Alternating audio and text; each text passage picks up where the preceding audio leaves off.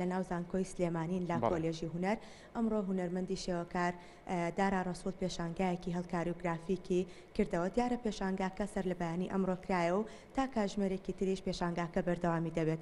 من بۆ قسەکردنی زیاتر لەسەر ئەم پێشانگایە دەچمە لای بەڕێز دارۆ ڕەسوول کە بەڕێزیان خاوەنی پێشانگاکەن و گفتوگوی زیاتر لەگەڵ بەڕێزیان ئەنجام دەدەین. مامۆستا گەر بکرێ سەرەتا باسێک لا پێشانگاکە بکەین و مەبەستان چییە لە هێڵکاری گرافیک گەر بتوانی بۆ بینەرانی ڕوون بکەیتەوە. سوپاس. بەخێر بن. هێڵکاری و گرافیک کۆمەڵێک کاری هونەریە کە وەک دیارە هێڵکاری میدیەمێکی تایبەتە لە ناو چێوەی شێوەکاریە و گرافیکش مەبەست لە چاپی گرافیکە کە ئەمەش کۆمەڵی تەکنیکی هونەری لە خۆیەگرێت کە پسپۆری خۆمە.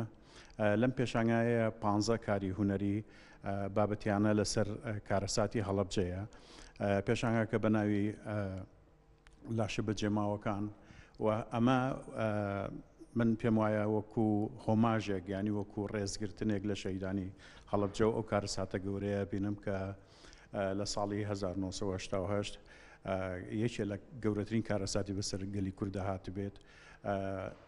لێرەیە هەوڵێکە بۆ ئەوەی کە لە ڕێی هونەرەوە ئەم کارەساتە دائیمە یاد بکرێتەوە بۆ ئەوەی جاریشت ڕوونەیادیا بۆ نەوەی نوێ پیشانی بین کە مێژووی ئەم میلەتە چۆن بووە و تا ئێرە چۆن هێناومانە. مامۆستا دارۆ بە فۆرم و ستایلی تایبەت بە خۆی کارەکات یاخودنا؟ بە دڵنیاییەوە ئەزمموی من ئەزمموی هونەریم زیاتر لە 30 ساڵە. هەر هونەرمەندێک کە 30 ساڵ مەشغوڵی هونەر بێت ئەبێت ستایل و تایبەتمەندی خۆی هەبێت.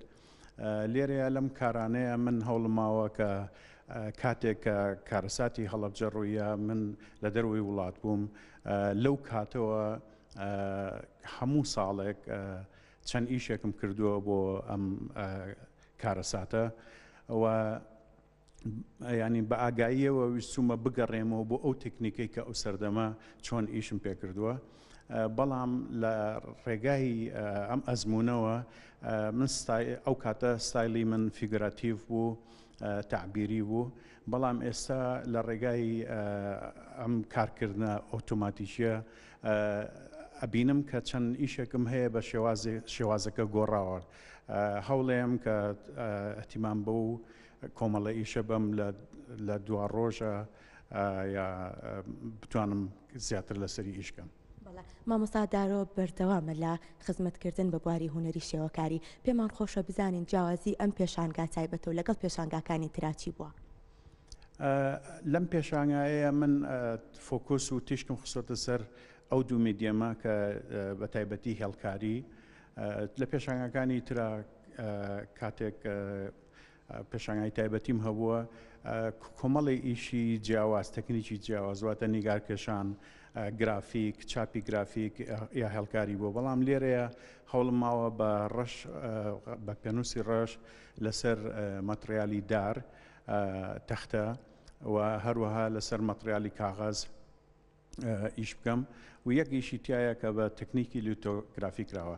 واتە ئەم پێشانگایە یەک وحدەی تیا یەک جۆرە کە ڕەش و سپێ و بە هێڵکاری کراوە. مامۆستا بۆچی بۆ نمایشی تابلۆکانە تەنها ڕۆژێکی هەڵبژاردووە؟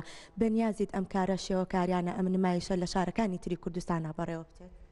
لە ڕاستیە ئەمە بەهۆی تەکنیکیەوە لەبەرەوەی ئێمە لەم ماوەیە کە کۆتایی خوێندنە چالاکی هونەریمان زۆرە و بەیانی ئێمە کاری کۆتایی پرۆژەی کۆتایی خوێندکارەکان نمایشەکەین و لە هەمان کاتیشە دوو بەیانی هەڵیان سەنگێنین تو ئەبێتە نمایش. بۆیە ئێمە تەنها ڕۆژێکمان دانا بۆ ئەمە، بەڵام بە دڵنیاییەوە ئەم پێشانگایە هەوڵێم کە لە شوێنی ترا بیکەینەوە و زۆریش پێخۆشە بێت کە بیبەمە شاری هەڵەبجە شەید و چەند شارێکی تریش ئەم نمایشە پیشان بم.